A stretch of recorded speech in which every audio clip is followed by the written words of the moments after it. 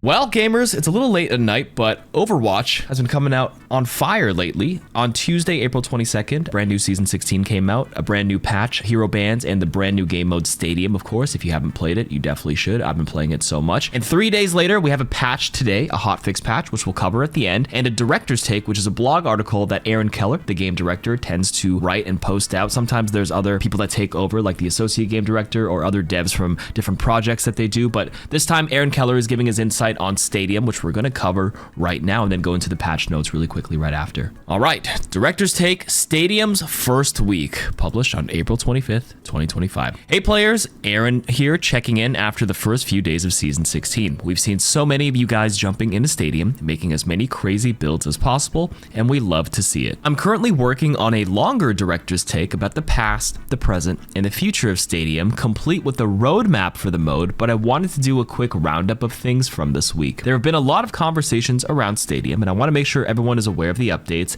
changes, and how things are going. First of all, we've listened to your feedback on Stadium and have some in-game data on it already, but here's what we've seen and heard as like big topics that they want to address. So number one, lack of crossplay support for console and PC. Number two, the high lever rates. Number three, the performance on older systems, probably referencing console. It's been running like terribly for PS4, so I've heard, and some Xbox players. And certain heroes and builds are frustrating. So let's cover and break these down below. So let's cover crossplay first. All right, Aaron says that we agree that crossplay is an issue, as our goal for Stadium is to enable everyone to get to play with their friends through crossplay. Now, there are two ways we can do this. Either A, create an unranked version of Stadium and enable it there, or B, turn on crossplay in the current ranked version. Part of this decision will come down to how popular the game mode is. If a ton of people are playing it, then we'd feel confident that there would be enough players in the unranked and ranked versions to support healthy queue times and matchmaking. All that being said, either version requires a patch, and we're still investigating the timeline. We had hoped for Season 16 mid-season, but it's looking like a Season 17 launch might be more realistic. Crossplay may come Season 17, which would probably be slated for early July at this point, right? Because the season would run through May and June, and early July if it were to come. As long as queue times are healthy for the rest of the season and people are still interested in Stadium by the end of it, and it's not just like a very momentary mode, because a lot of times Overwatch tends to release a mode or a brand new arcade event, April Fools. Maybe April Fools is an exception, but people play it for the first couple of days and they never touch the queue again. They go back to the regular queues.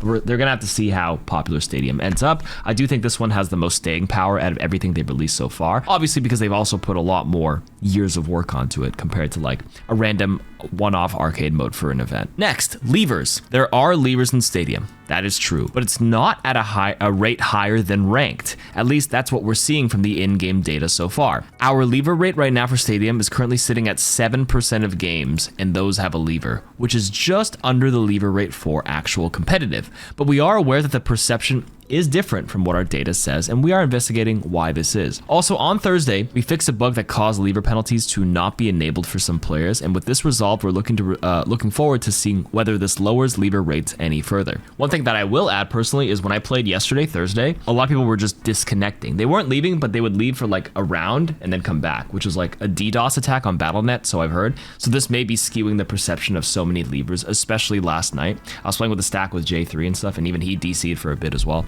I did not DC, but I think 4 out of like my 25 games I played yesterday had a lever for like a round or two. I think only one guy never come back, and maybe that's because he couldn't reconnect and he wasn't intentionally leaving, but there's my anecdote for that. Okay, performance. Because of the sheer amount of extra abilities and powers that players can equip in Stadium, it is a technically demanding game mode. We've heard that it's hitting some systems harder, especially our older ones. Because of this, the decision to lock older hardware to 30 FPS in the mode was made. This would stop the erratic frame rate swings, but it could feel worse more consistently for some players. We're putting tech in to dynamically disable this and are hoping to test it out in the next few weeks. Also, some players run the PS4 version of Overwatch 2 on their PS5 systems. Now, running the game this way would actually cause this FPS lock on a very capable system. We're looking for a fix for this as well. We're also looking into general performance improvements. To be honest, we're continuously doing this for the whole game. Overwatch 2 is constantly adding new features, so we're always looking at performance improvements to keep all the latest tech running as smooth as possible. Obviously not a problem that I personally encounter on PC. Actually, no, I lied. I would get a random frame drop even on PC here and there, but not as noticeable as the amount of people coming to my chat in the last couple of days going like, anybody else getting terrible frames on console, specifically PS4? It seems like PS5 is very capable, but PS4, nada. Xbox 360, probably a problem too, or Xbox One, or whatever the hell we're on now. Okay, so heroes and builds. There's been a lot of talk about the power levels of different heroes and different builds. Theory crafting is one of the most fun aspects of Stadium. We do think that it's going to take a little while for players to figure out different builds out, but we also don't want to leave frustrating elements in for too long. So in the meantime, we are looking to nerf just a few of the items that could cause frustration, as well as buffing more items, I suppose, that players aren't picking as much. These changes should affect everyone in the lineup, but there are targeted adjustments for Cassidy, D.Va, and Zarya. We've released a quick patch for the weekend. We're watching this part of Stadium very closely and will most likely follow up with more balance changes soon. I'll go over this patch in just a moment, guys. Stay put. Let's finish this article first. And final topic is hero bans, Freya, and perks. We are currently crunching the data on hero bans and perks thus far, and as well as seeing how players are responding to Freya. We'll be talking about more of these in the next few weeks. We'll have a lot more on Stadium for everyone soon, including a Reddit AMA with some of our Stadium dev team on Monday. Thanks for all your great feedback. We appreciate it, and it helps us continue to update and make a great game. See you all in the Stadium this weekend. Okay, let's see what they have actually nerfed and buffed in terms of Stadium, along with the general patch notes here. This was today, a hotfix patch, April 25th, a couple of hours ago. Replay codes from the Tuesday, April 22nd patch, which is the main update you guys downloaded, are still there. So it's not like a downloadable update that wipes all the replay codes. So they actually buffed Freya. It looks like in their data, Freya was still underperforming. So Freya, quick dash, cooldown is reduced from 4.5 to 3.5 seconds. So one more second off the cooldown. And of course, you can bank 2 dashes, which allows her to use these in quick succession way more and get way more uptime on the dashes.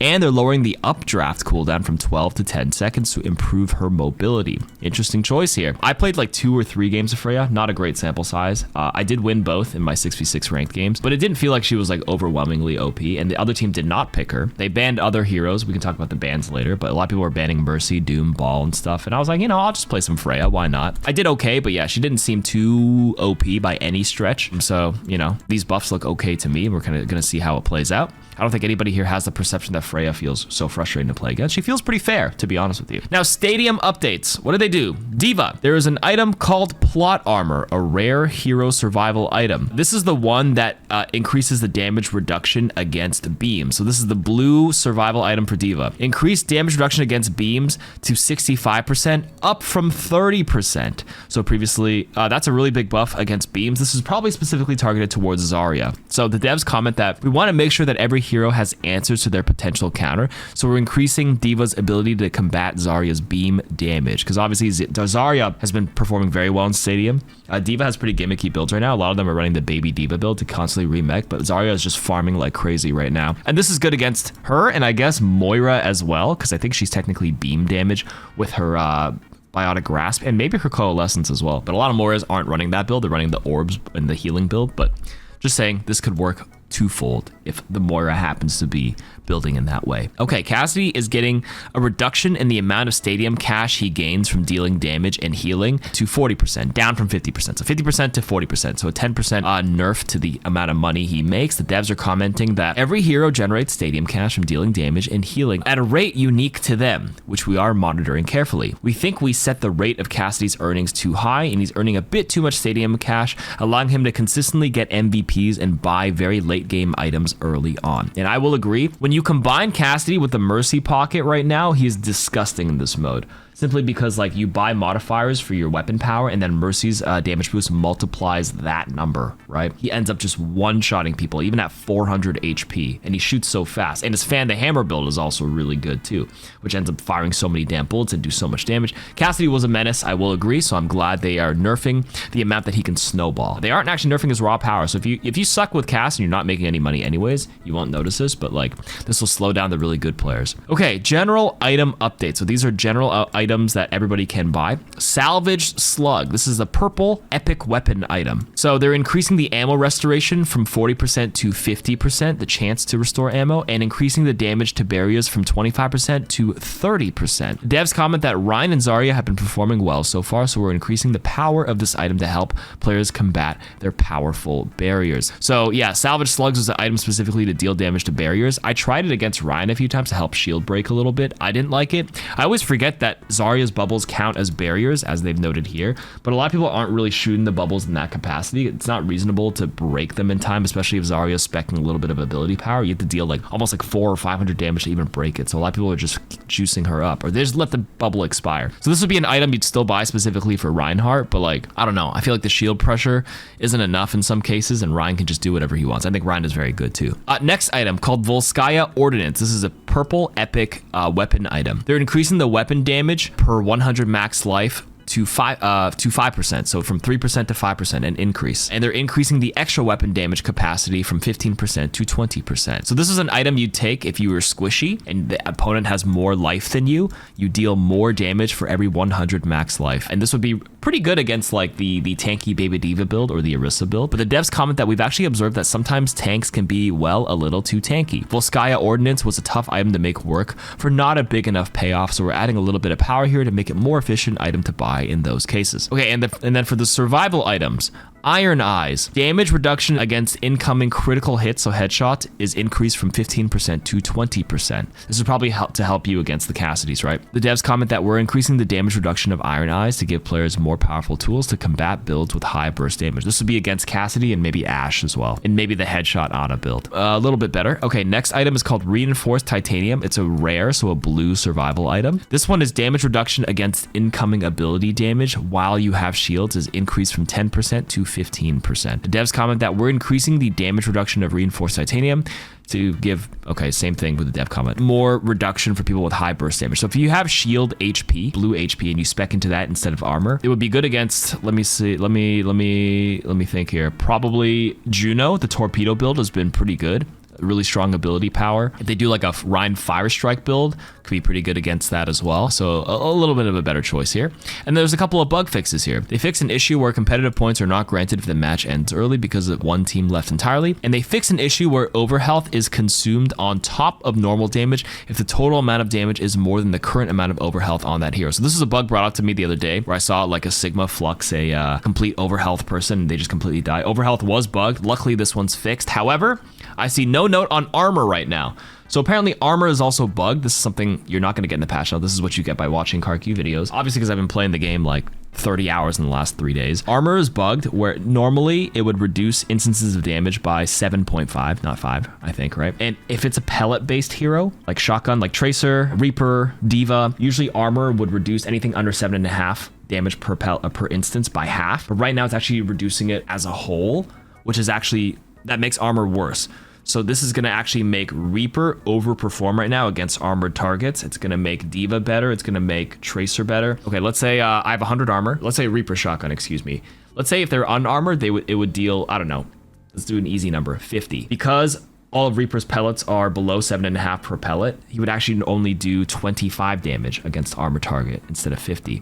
But right now, armor is taking the entire calculation of the shotgun pump. So instead of, he would normally do 50 against a normal target, he's now doing 42.5. He's actually getting the 7.5 armor reduction on the entire thing. So he's dealing 42.5 instead of 25 damage. Now these numbers are again like arbitrary, I just made them up, but like you get what I'm trying to say here. So that's why Reaper, if you guys have played DPS, Reaper is creeping up to be one of the best ones in Stadium right now. Yeah, armor is not that good. So all the people who are like buying armor in Stadium, I mean, it's a good habit to get into when they eventually, I guess, patch it, but just for your PSA knowledge, buying shield HP might be a better value. Like it still reduces it a bit, and especially it's fine if they don't have like shotgun based up, but if they're specifically running in Stadium like a D.Va weapon power build and a Reaper, buying armor is not as valuable. It just is not, straight up, just by like in terms of raw item efficiency with your Stadium cash. So, and I think that'll be all for this quick video. Let me know what you guys think of Stadium. If you guys have any funky new builds as well, we're going to do a one build for every hero, a little bit better than the starter builds that they provide in the game, and hopefully give people a good head start. So we're working on that right now. That'll be on the main channel. All right, see you guys, gamers. Bye.